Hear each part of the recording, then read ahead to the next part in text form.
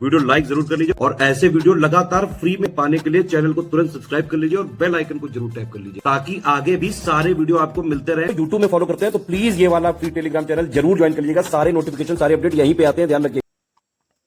नमस्कार दोस्तों, स्वागत है आपका सी सेट प्रिपरेशन के इस यूट्यूब चैनल पर। दोस्तों, आज की इस वीडियो में हम लोग यूपी ट्रिपल एससी पीईटी 2025 के लिए रीजनिंग में एक महत्वपूर्ण बिंदु ब्लड रिलेशन का डिस्कशन करेंगे। इस वीडियो में हम लोग देखेंगे यूपी ट्रिपल एससी आयोग के द्वारा अलग अलग प्रतियोगी परीक्षाओं में पूछे गए कुछ बेहतरीन प्रश्नों को। तो चलिए साथियों, शुरू करते हैं आज के इस इंटरेस्टिंग सेशन को। इससे पहले एक जरूरी सूचना है दोस्तों, अगर आप यूपी ट्रिपल एससी पीईटी का एग्जाम देने जा रहे हैं तो अंतिम समय में आपको मॉक टेस्ट ज़रूर लगाना चाहिए। मॉक लगाने से आपका लेवल काफ़ी ज़्यादा बूस्ट होगा। मॉक लगाने के लिए आप प्ले स्टोर से ज्ञान सर एजुकेशन एप्लीकेशन इंस्टॉल कर सकते हैं, जहां पर मात्र 49 रुपये में आपको 25 टेस्ट सीरीज मिल जाएगा, जिसमें 10 फुल लेंथ रहेगा और 15 टॉपिक वाइज रहेगा। तो एग्ज़ाम हाल में जाने से पहले आप एक बार इस सीरीज़ को ज़रूर लगाइएगा ताकि आप अच्छा प्रदर्शन कर पाए। क्योंकि भाई अब पेट का महत्व क्या है बताने की आवश्यकता नहीं, वैलिडिटी 3 वर्षों के लिए, पहली पॉइंट।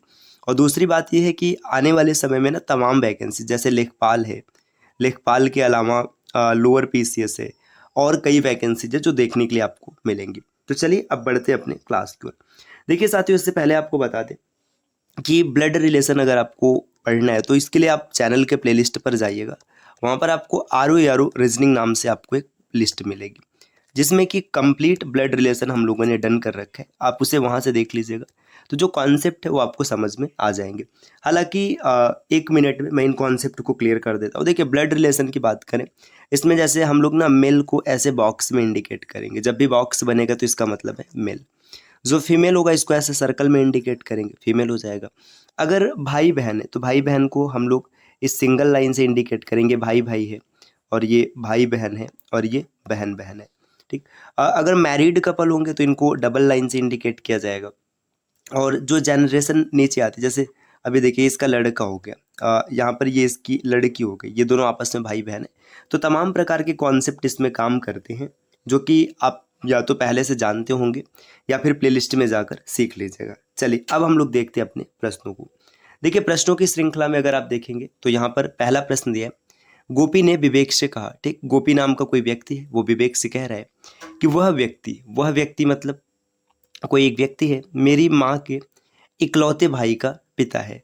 तो गोपी उन्हें क्या कहेगी? देखिए, गोपी विवेक से क्या कहती है कि वह व्यक्ति मतलब कोई एक आदमी है, मेरी माँ के इकलौते भाई का पिता है। देखिए, गोपी है, अब ये मान लीजिएगा गोपी है। ठीक, अब गोपी की माँ है। ठीक, गोपी की माँ है। ठीक, माँ को हम सर्कल से दिखाएंगे। इसका इकलौता भाई है। ठीक, ये इसका इकलौता भाई हो गया, है ना। और इसका पिता, ये क्या हो जाएगा? इसका पिता हो जाएगा। अब पिता का तात्पर्य क्या है? अब देखिए, सीधी सी बात है, गोपी इसको क्या कहेगा? गोपी की मम्मी है और इसके मम्मी के पापा है, तो गोपी इन्हें नाना कहेगी। तो ऑप्शन सी इस प्रश्न का उत्तर हो जाएगा। देखिए, ये प्रश्न यूपी ट्रिपल एससी पीईटी 2022 में आया हुआ है। इसके बाद यूपी ट्रिपल एससी इंस्ट्रक्टर का जो एग्ज़ाम हुआ है 2016 में और 2023 में भी पूछा गया। अच्छा, इस प्रश्न को आप डायरेक्ट भी ऐसे सॉल्व कर सकते थे, आवश्यक नहीं कि आप फैमिली ट्री ही बनाइए।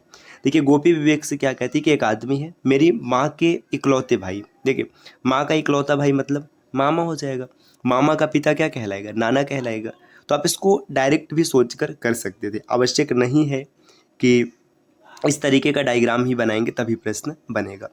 नेक्स्ट अगले स्लाइड पर आते हैं। अगला प्रश्न दिया है, एक तस्वीर की ओर इशारा करते हुए ए ने अपने दोस्त बी से कहा। ठीक है, फोटो को दिखा रहा है और ए बी से बता रहा है कि वह मतलब फोटो में जो है मेरी माँ के पिता की इकलौती बेटी है। देखिए, वो क्या बता रहा है कि जो फोटो में मतलब है ना, वो कौन है?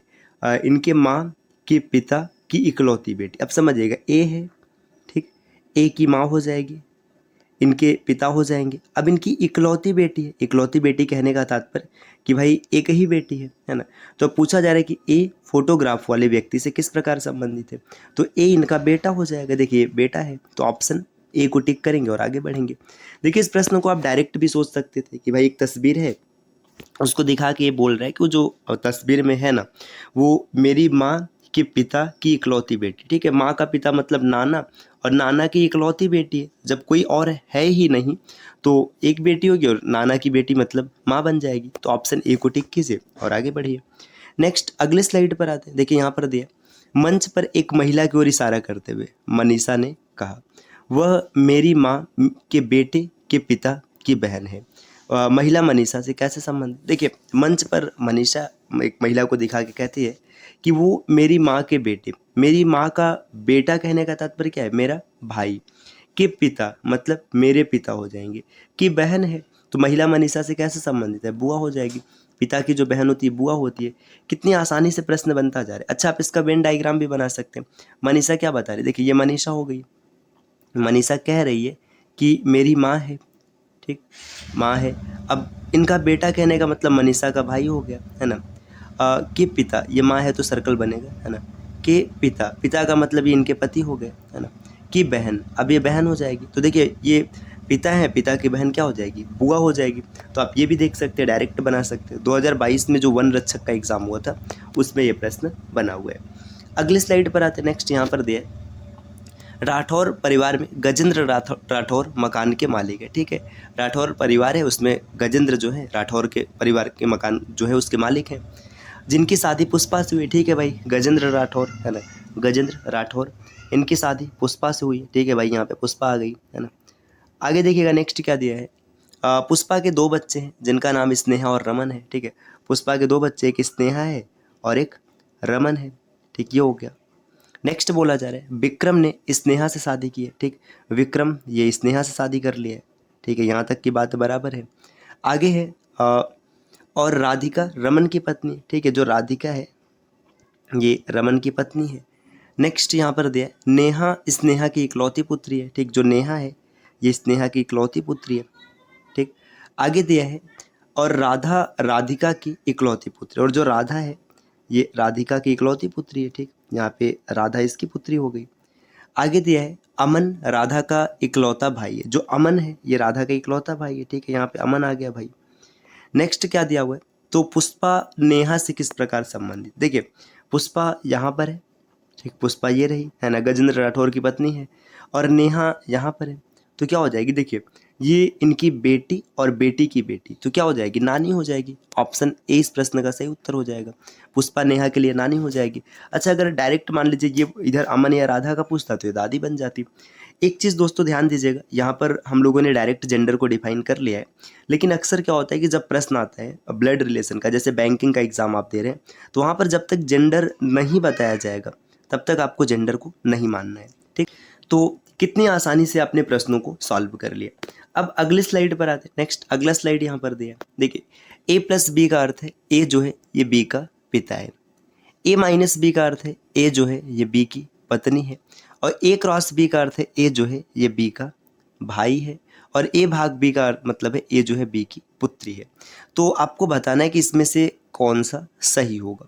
देखिए यहाँ पर दिया पी भाग आर, तो आप लिखेंगे पी, और यहाँ पर भाग दिया। देखिए भाग का अर्थ क्या हो जाएगा? भाग का अर्थ हो जाएगा कि ये जो पी है ये आर की पुत्री हो जाएगी, ठीक है। तो पी पुत्री है, इसको थोड़ा और नीचे से बनाते हैं, ठीक। देखिए पी क्या है? पुत्री है, और किसकी पुत्री है? आर की, ठीक। यहाँ तक बात बराबर है। आर प्लस एस, प्लस का अर्थ हो जाएगा कि जो आर है ये क्या है? एस का पिता है, ठीक है। आर जो है ये एस का पिता है, तो एस इसका या तो भाई होगा या तो बहन। नेक्स्ट दिया है एस प्लस क्यू। देखिए एस प्लस क्यू का मतलब क्या हो जाएगा? एस प्लस क्यू का मतलब ये हो जाएगा कि एस जो है पिता है किसका? क्यू का, तो एस फादर है क्यू का। अब यहाँ से आपको बताना है कि इसमें से कौन सा सत्य है। देखिए क्यू पी की चाची है। अब भाई क्यू पी की चाची ऐसा तो हो ही नहीं सकता, ये गलत हो गया। अब पी जो है क्यू की माँ है। अब ये देखिए इसकी बहन है ना, तो फिर माँ नहीं हो सकती, ये भी गलत हो जाएगा। नेक्स्ट दिया है पी जो है क्यू की बेटी है।